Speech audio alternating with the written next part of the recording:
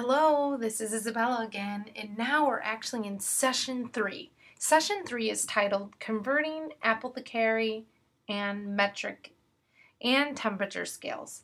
So this, we're just going to continue on kind of in the same pace with still using dimensional analysis and ratio and proportion, but now we're just going to introduce some different types of unit measurements. So let's get started.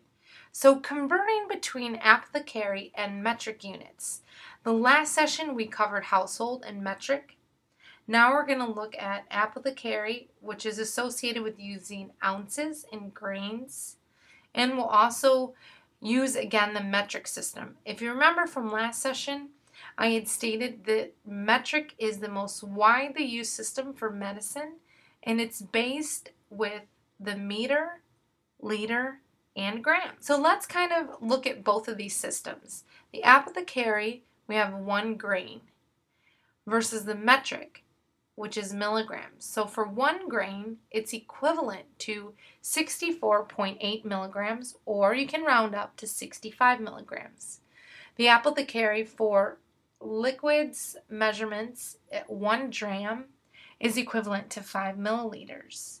1 fluid ounce is equal to 29.6 or 30 mils, and 1 ounce is equal to 31 grams. So I just want to caution you not to confuse the grain with the gram, because they are entirely different units. So let's look at a practice problem. Same as before, only the units of measurement are going to differ. So the units, when I use that term, it's just referring to the label or an indicator of what you're working with. So if it's volume, it might be milliliters or pints or ounces, but if it's a weight, it might be milligrams or grams or kilograms. So 2 fluid ounces is going to be equal to how many mils? Well, remember our conversion factors. 1 fluid ounce is equal to 29.6 mils or 30 mils. So if we look at this from dimensional analysis, we key on what do we want our answer to be in. And we want it to be in mLs, so our fraction is going to start with the mLs on top. 29.6 milliliters is equal to 1 fluid ounce.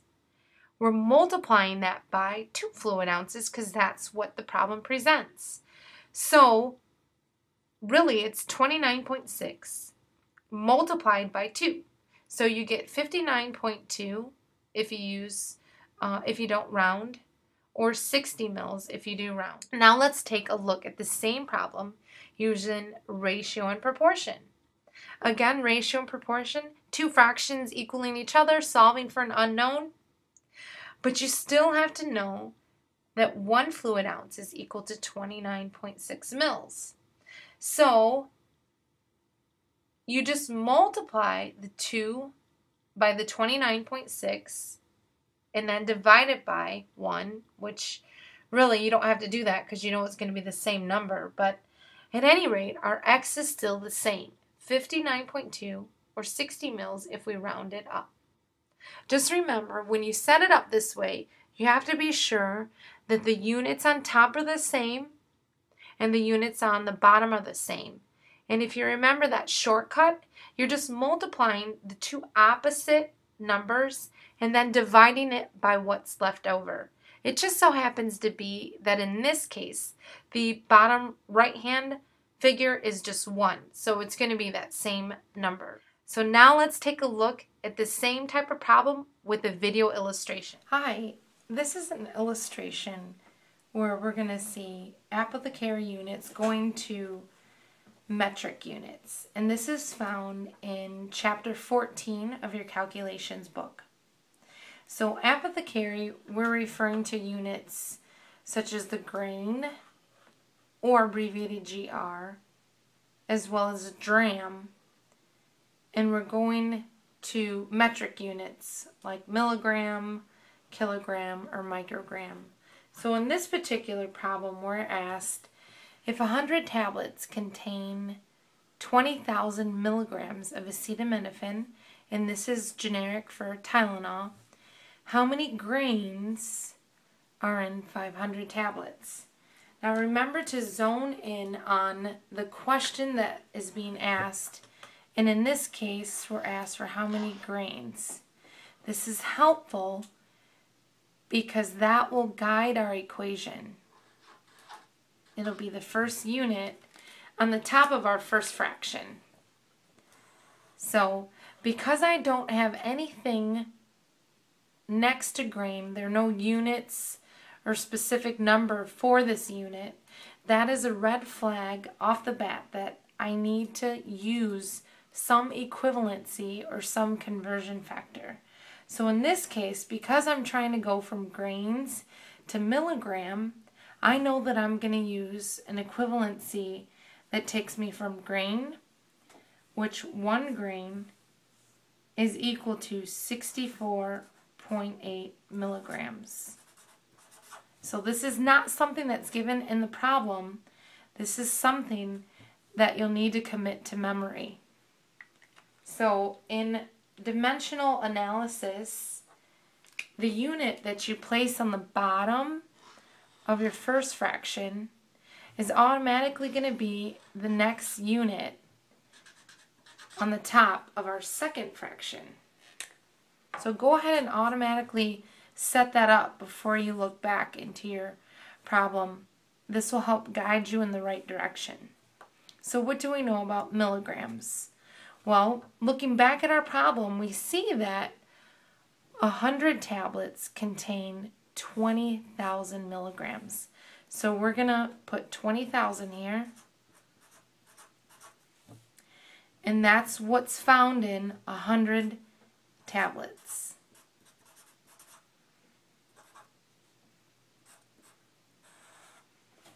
Now again, because we have tablets here, you know that it has to be the next unit on the top of your next fraction. So now this is the last piece that we're going to incorporate. We are trying to figure out how many grains are in 500 tablets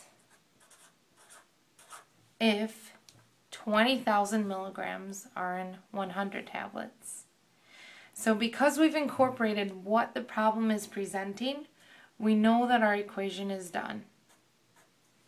So once you punch all this out on your calculator, 1 divided by 64.8 times 20,000 divided by 100 times 500, we get 1,538.46 grains.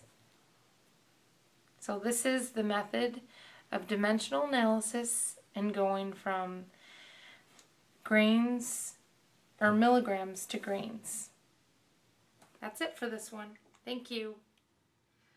Now let's take a look at temperature. And temperature can be expressed either in the Fahrenheit scale, which is what we're used to, or it can be expressed in the Celsius scale. And this is extremely important for proper storage handling. Some medications need to be refrigerated, some medications need to be kept in the freezer. So it's important because this is a direct effect of the medication's stability as well as the effectiveness. So let's take a look at how to convert between the different temperature scales. Now, I'll just give you a heads up that this type of math is probably more so for the purpose of your certification exam, because majority of times you're going to see that temperature expressed in both scales when you're looking at the package, but just in case it's just in one, you'll know how to interpret into the other. So the formula that I tend to lean towards, because there's several formulas that you can choose from, but the one that I find to be the most simplest is 9C equals 5F minus 160. So this is a formula you'll definitely want to commit to memory. The C stands for the Celsius degrees, and the F stands for Fahrenheit degree. So you simply plug in the number that you have present and then solve for the one you don't have present. So let's look at a practice problem. 60 degrees Fahrenheit is equal to how many degrees Celsius? So let's look at the formula that we're going to commit to memory. 9C equals 5F minus 160. So we're solving for the degrees in Celsius, and we have the Fahrenheit degrees. So where that F is, you're going to put 60 in parentheses. So your equation will actually become 9C equals 5, and then 60 in parentheses, minus 160. So on the next slide, you see 9C equals 5 multiplied by 60 minus 160. So remember, back in math, the order of operations is multiplication first. So we're going to take that 5 and multiply it by 60, and then minus the 160, which is how we get 140. So now, in order to get C alone, because 9 next to C is really saying 9 multiplied by C, remember, whatever is being played out, we're going to do the opposite to get our variable alone.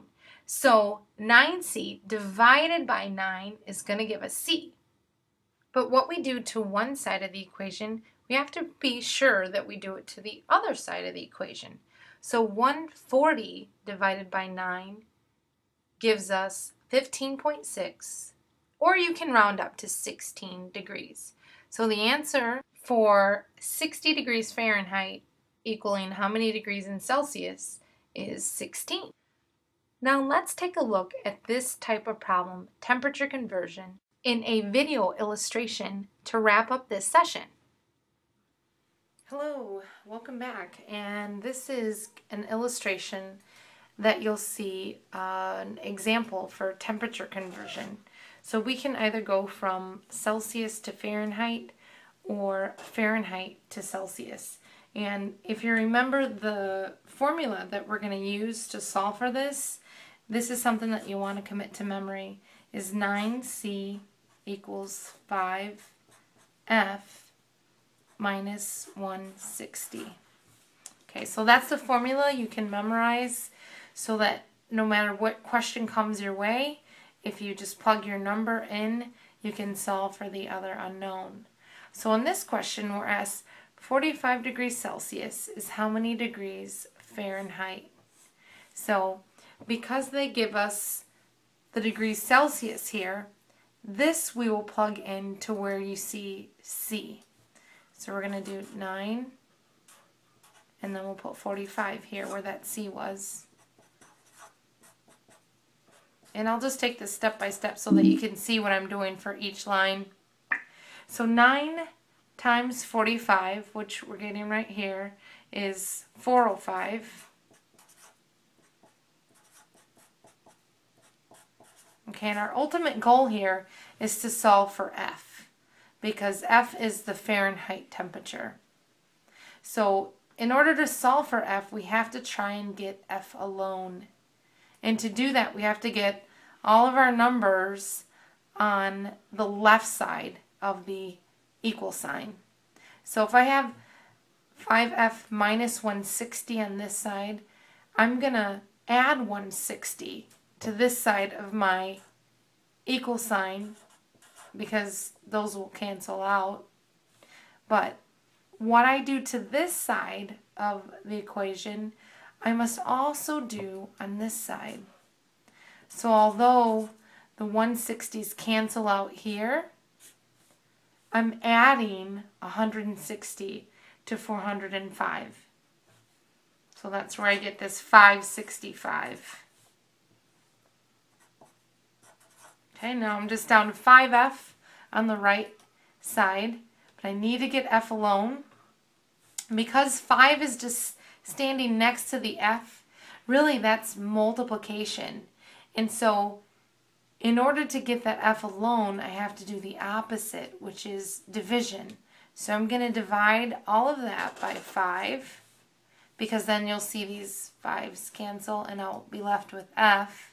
But remember, what I do to this side of the equal sign, I must also do to the opposite side. So my F is going to equal this 565 divided by 5, which is 113. So that is my degrees in Fahrenheit when I'm given 45 degrees in Celsius. So this is an example. Just remember to commit this to memory. There are other formulas that you can use. I just find it that this is probably the easiest one. But if you choose to utilize another formula to memorize, and that's perfectly fine. Just kind of get comfortable with these questions, and you will find these questions in chapter 15 of your calculations book. So we'll keep moving on, and until next time, thanks.